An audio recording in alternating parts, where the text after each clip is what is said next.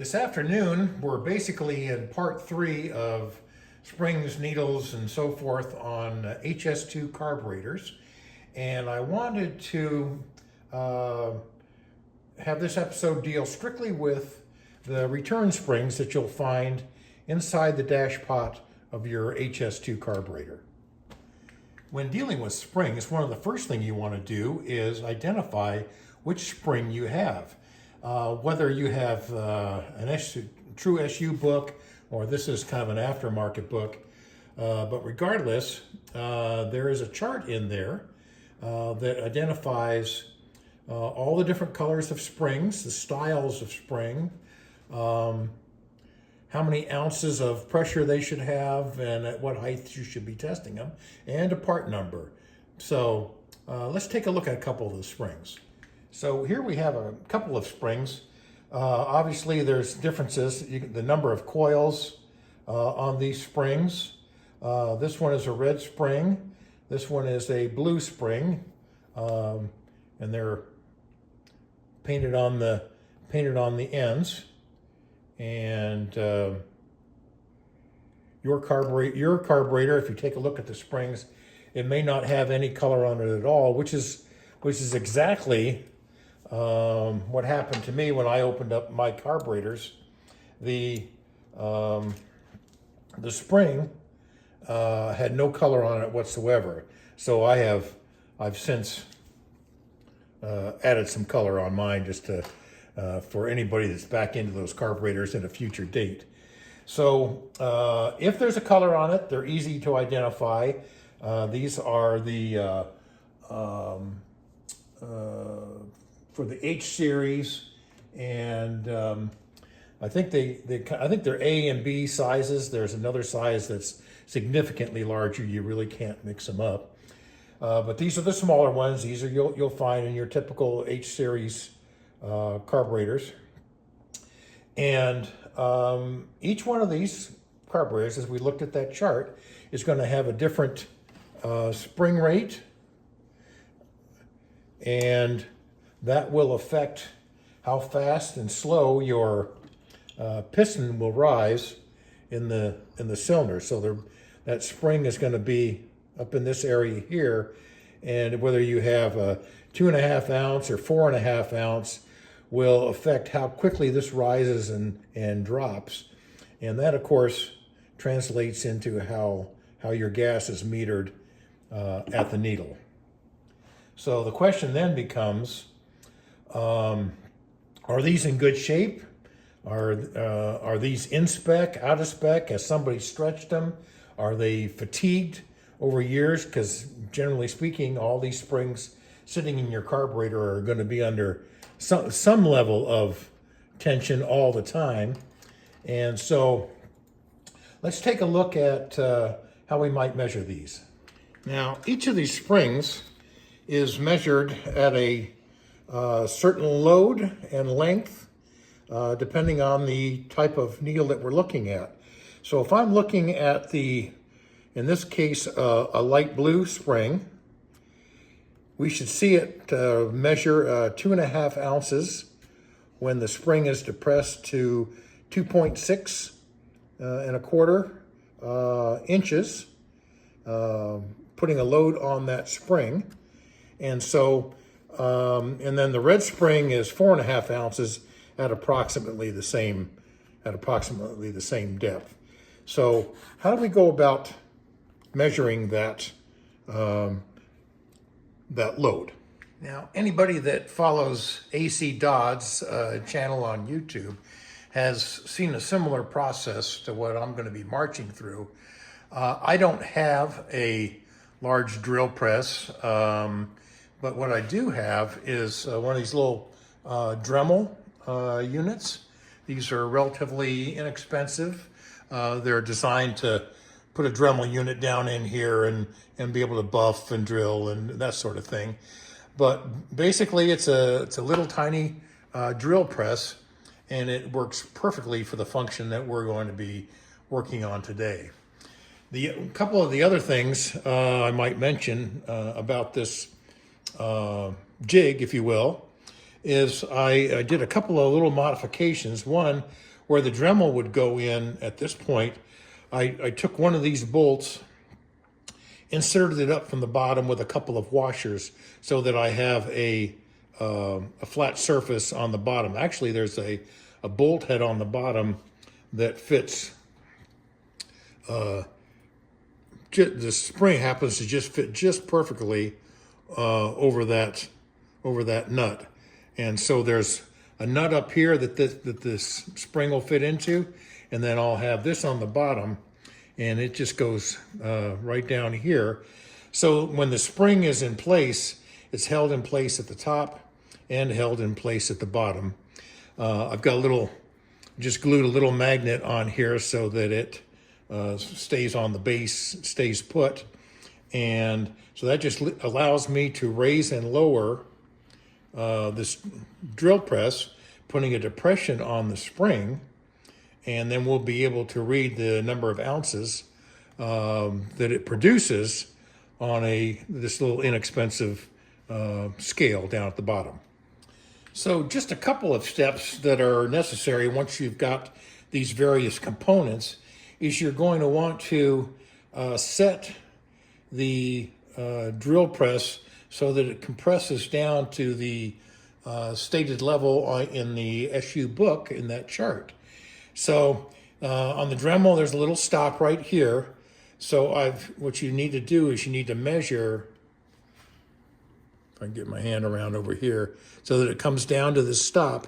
And at that point, it'll measure out the 2.6 inches of depression on that spring.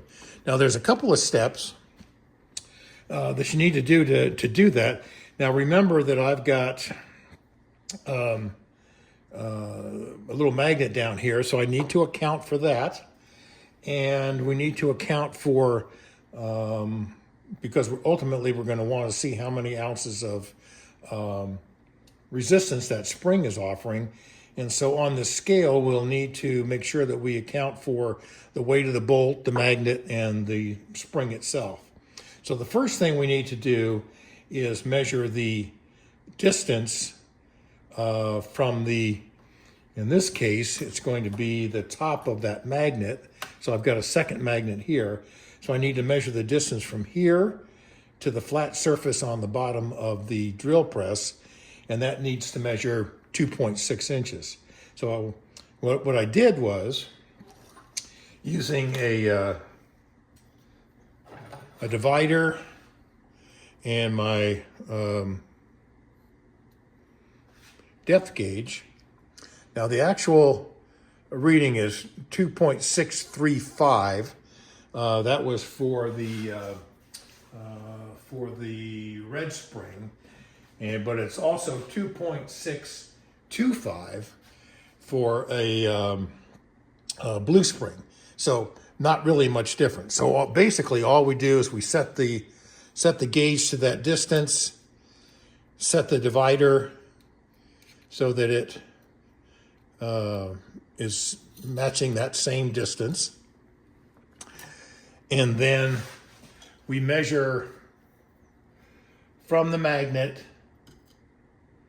to the base of the drill press when it's in its down position. So if you're following me, all we need to do is make sure that when the stop has reached its limit here, that the distance from the bottom of the Dremel to the top of this magnet is going to be 2.6 inches.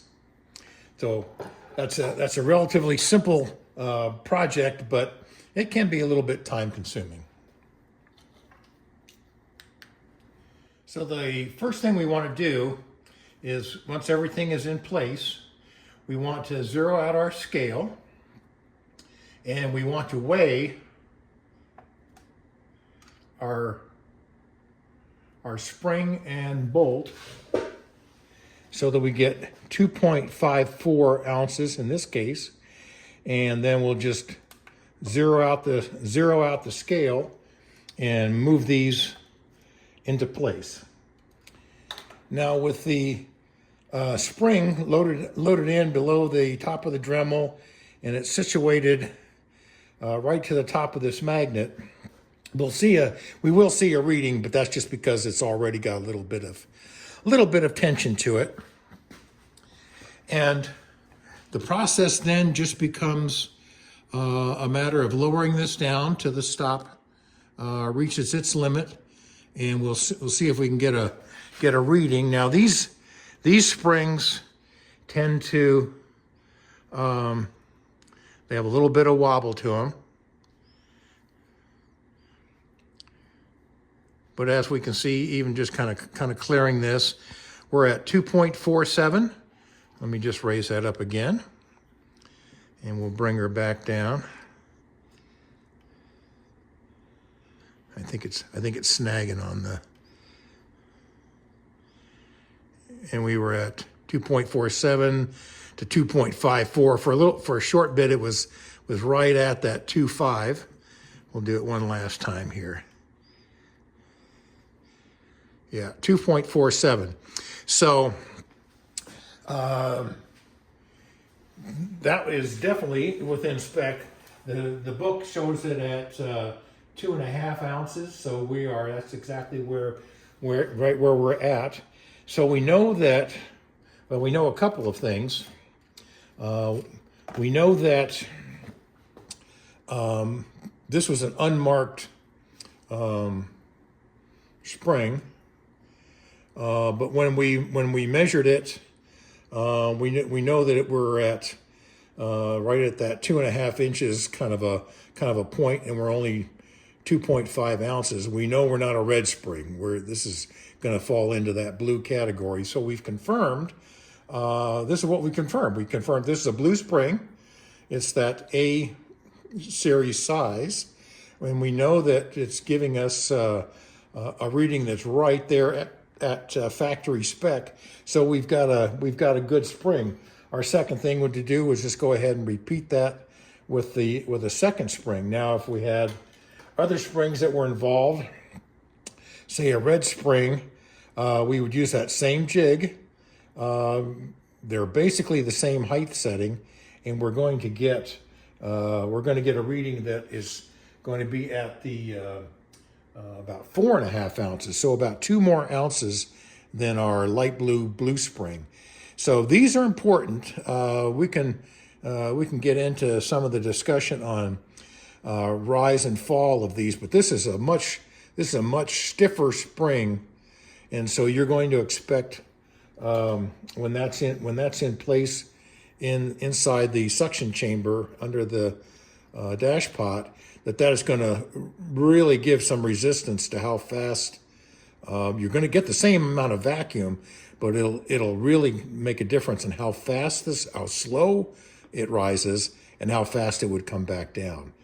And so if you're got this on an AFR gauge, air fuel ratio gauge, you should be able to see just exactly how much gas, how much fuel is reading as you go through the rev range. So this is basically the test. It's relatively simple, as you can see. This little scale was only $7.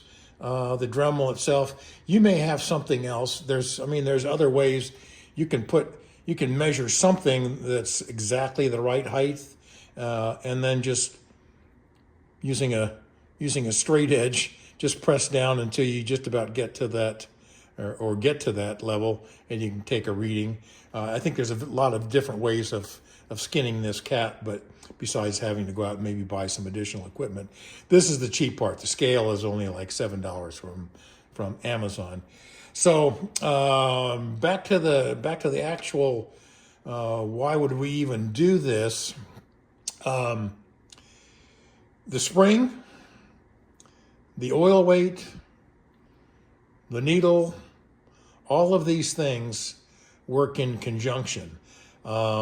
If you're running rich or lean, changing out your needle can affect how fast and slow your rise and fall of your piston within the suction chamber. what oil you put in here, the level of oil that you put in here. If you've got maybe a heavy oil and you decide to put in a heavy spring, this is going to rise very slowly and it's going to drop. The spring will be forcing it down, but maybe the damper inside of the chamber is also going to be affecting that. So all of these things, similar to maybe a comment that I made when we were looking at the ignition and the amount of resistance within our ignition system, the same thing applies on our carburation. If the oil is too light or too thick, if your spring rate is too high or too low, if you've got other settings, if your jet height isn't correct, all of these things can affect the operation of your carburetor, how rich or lean, how effective it is. And then if you're doing everything in one direction, if you're heavy oil, heavy spring, maybe a rich setting on your jet, on your jet, all of those things all of a sudden combine to have a very rich running car. And but you can, if you've got an air fuel ratio gauge, you can measure this, and you can start to make some changes. Maybe thin out the oil, maybe switch to a different spring, and those sorts of things. So, but you can only do that if you've measured and verified what you've got. So, at this stage, this will be the final, pretty much the final episode 3, I guess, of this series. And before we actually kind of start buttoning things back up, getting the air filters set up on the carburetor and moving on to some other tasks. But just as a final wrap up on this, remembering that what we've done is we have made sure that our jets were at the identical height, that we synchronize so we know that our butterflies are opening and closing at the same rate. And we now know that we have good springs left and right that are right there at factory tolerance. And so once we get everything locked down, which is our very next step, these two carburetors will function as one. So as we make adjustments, we'll be making adjustments to each one. If we are moving the jet a flat, we'll move a flat over on the front carburetor. If we're giving a little more idle, we want to loosen up the linkage and do that on each individual carburetor, whether it be a quarter turn, eighth of a turn, until we get the idle that we're looking for. So we want to make sure that we always keep both carburetors in balance. And if we do that, we're going to get a good running, efficient engine.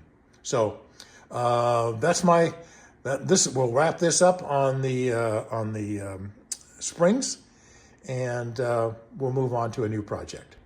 One last comment before I leave this topic, and that's the use of AI, either ChatGPT and other versions of AI have become a very good, useful tool to me and to others. That if you're unsure what spring you should have and maybe other settings, open up GPT, and enter in. Ask your question: what needle should I use? What spring should I be using?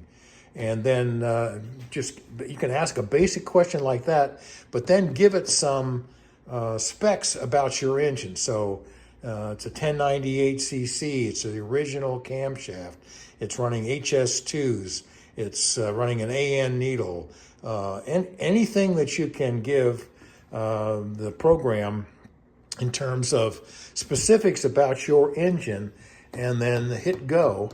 and look at the results. I think you're going to be surprised, and it will prompt you through a lot of different variations and suggestions. It'll be able to produce a chart similar to what I was showing earlier. It'll make some specific suggestions on your engine. If you've got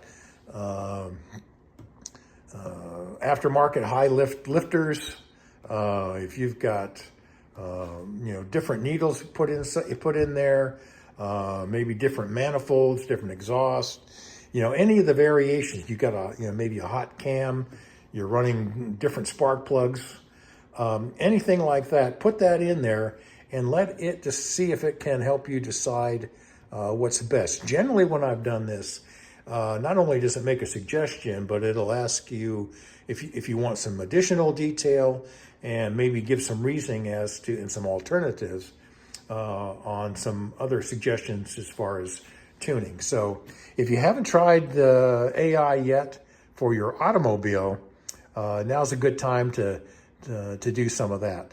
Get out, take a look at your car. If you don't know what springs you've got, it's very simple to take these dash pots off. Pull that out, take a look at the spring, see if you know what spring it is, if it's got a color on it. Pull the needle out, see if you know what needle you've got. These are what carburetor you have. If your carburetor still has its tag, you can put that information into AI, and that'll all become part of of its decision making. So I think you'll find it very interesting if you do that. So highly suggest experimenting a little bit with AI. It'll help you just in your research on your vehicle, but as you get used to it, it'll also help you diagnose lots of various problems with your car. And as you get comfortable with it, I think you'll find that you'll be using it more and more. Thanks for watching.